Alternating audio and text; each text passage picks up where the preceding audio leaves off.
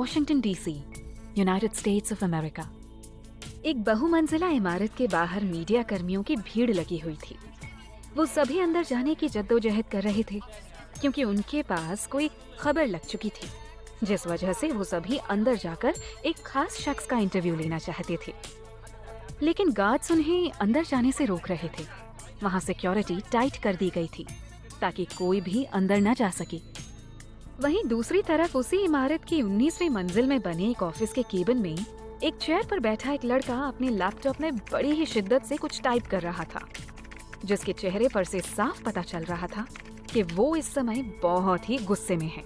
अगर किसी ने उससे कुछ कहा तो या तो वो अपनी नौकरी से हाथ धो बैठेगा या फिर उसके हाथ से सीधे ऊपर की टिकट कटवाएगा। और उसी के सामने कुछ लोग अपना सिर झुकाए खड़े हुए थे, जिनकी शक्लों पर डर के मारे 12 बजे हुए थे। उसी लड़के के ठीक सामने की चेयर पर एक और लड़का बैठा हुआ था और उसे ही देख रहा था और मन ही मन प्रे कर रहा था, ओ गॉड प्लीज इस तोप के गोले से सभी को बचाना, पता नहीं आज किसकी शामत आने वाली है। अभी वो प्रे कर ही रहा था कि अचानक से उस लड़के ने अपने हाथ रोके और अपनी गुस्से भरी नीली आंखों से अपने सामने उन खड़े सभी लोगों को देखा। टाइपिंग की आवाज रुकते ही वो खड़े सब आदमी डर के मारे कांप गए। उस लड़के ने एक नजर सभी को देखा और गुस्से में बोला, किसकी हिम्मत हुई ऐसा करने की? सभी ने एक दूसरे को देखा और अपनी नजरें नीची कर ली। उस लड़के ने दोबारा पूछा, मैंने पूछा किसकी हिम्मत हुई यहाँ की इंफॉर्मेशन बाहर लीक करने की? सभी हकलाते हुए बोलने लगे, we don't know sir, we don't know anything. Oh really? You don't know? उसने एक नजर सबको घूरा और बोला, ओके फाइन, तो मुझे अपने तरीके से निकलवाना पड़ेगा। ये बोलकर वो लड़का अपनी चेयर से खड़ा हो गया और सबके पास बारी बारी से आया। उसने एक बार सबके चेहरे को देखा और वापस से जाने लगा कि अचानक से वो आदमी एक के पास आकर रुक गया। उसने उस आदमी को एक नजर देखा और उसके कंधे पर अपना हाथ रख दिया। वो आदमी डर की वजह से कांप गया और उस लड़के के पैरों में गिर गया और बोला, मुझे माफ कर दीजिए सर, मुझसे गलती हो गई सर, मैं आगे से ऐसा कुछ नहीं करूंगा sir, please please sir, forgive me sir please. वो लड़का टेढ़ा मुस्कुराया और बोला, माफी शब्द मेरी डिक्शनरी में नहीं है। वो आदमी फिर से गिड़गिड़ाया, सर प्लीज मुझे माफ कर दीजिए सर, आप जो कहेंगे मैं वही करूंगा, प्लीज सर एक लास्ट चांस दे दीजिए सर, प्लीज दे दीजिए। वो लड़का उसकी तरफ घूमा और बोला, chance? So you want a chance? Okay, दिया चांस, बोलो अब क्या करोगे? वो आदमी झट से बोला, अब जो आप कहेंगे सर, मैं वो सब करूंगा। वो लड़का अब जोर से हंस दिया और अपनी चेयर पर बैठते हुए बोला, ओके फाइन। फिर अपने केबिन की विंडो की तरफ इशारा करके बोला, कूद जाओ वहां से। उसकी बात सुनकर सभी हैरान होकर उसे देखने लग गए और वो आदमी डर से कांप गया। सामने बैठे लड़के ने कुछ बोलने के लिए अपना मुंह खोला ही था कि उस लड़के ने उसे हाथ दिखाकर चुप करा दिया। फिर उस आदमी से बोला, हाँ तो बताइए, आपने ही कहा था ना कि मैं जो कहूंगा आप अभी करेंगे, तो अब jump down from that window. वो आदमी जब अपनी जगह से नहीं हिला तो वो लड़का जोर से बोला, आई सेड जंप डाउन, नहीं तो मैं खुद तुम्हें धक्का दे दूंगा। उसकी बात सुनकर वो आदमी धीरे धीरे विंडो के पास बढ़ने लगा। विंडो के पास जाकर उसने एक आखिरी उम्मीद से उस लड़की की तरफ देखा, पर उस लड़के ने अपनी आंखों के इशारे से उसे नीचे कूदने को कहा। उस आदमी ने आंखें बंद की और नीचे कूदने ही वाला था कि उस लड़के ने उसे वापस खींच लिया।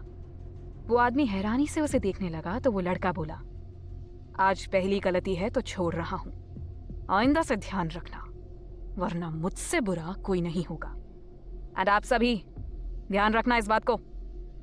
सभी ने हाँ में अपनी गर्दन हिला दी तो वो लड़का गुस्से में बोला, now go back to your work. सभी वहां से जल्दी जल्दी निकल गए और बाहर जाकर राहत की सांस ली और अपने अपने काम में लग गए। दूसरे लड़के ने पहले वाले लड़के को घूरते हुए कहा, ये क्या किया तूने? उसने अनजान बनते हुए कहा, क्या किया मैंने? दूसरे लड़के ने उसे एक बार फिर से घूरा और बोला, ये जो अभी अभी तूने किया वो क्या था? तू अच्छे से जानता है कि उसने हमारी कंपनी की इन्फॉर्मेशन लीक की है और तूने उसे जाने दे दिया।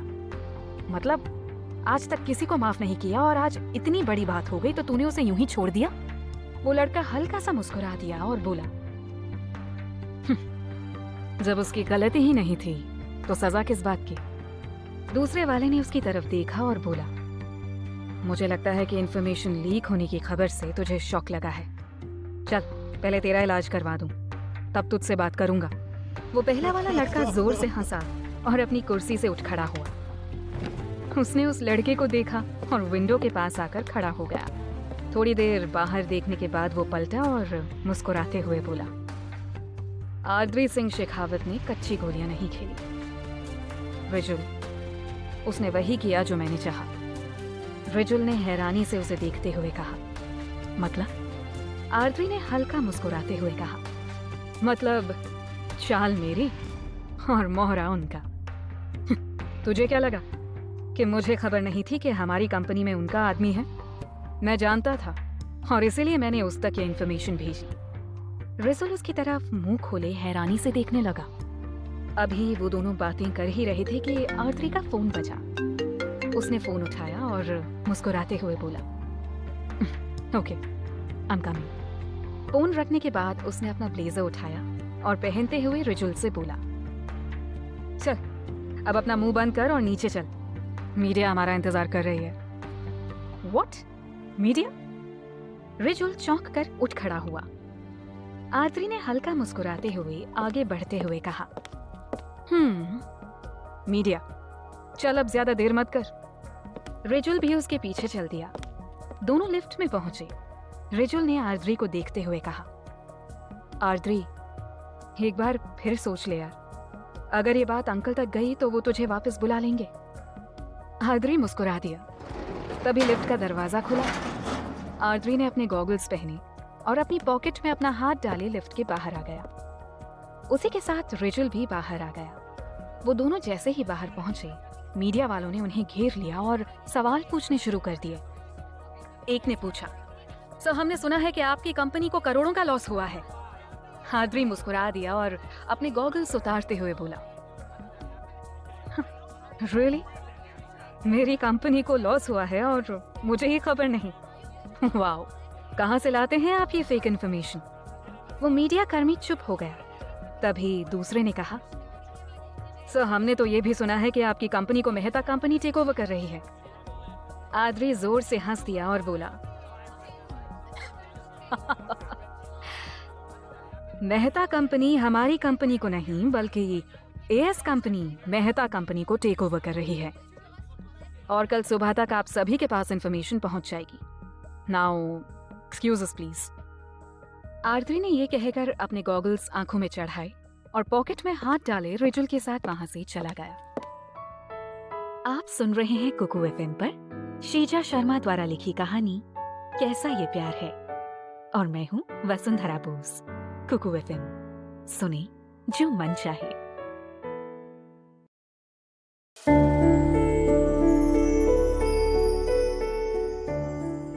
तो ये थे आद्री सिंह शेखावत, एक सफल बिजनेसमैन। उम्र 25 साल, 6 फुट लंबा, रंग गोरा, आंखें नीली,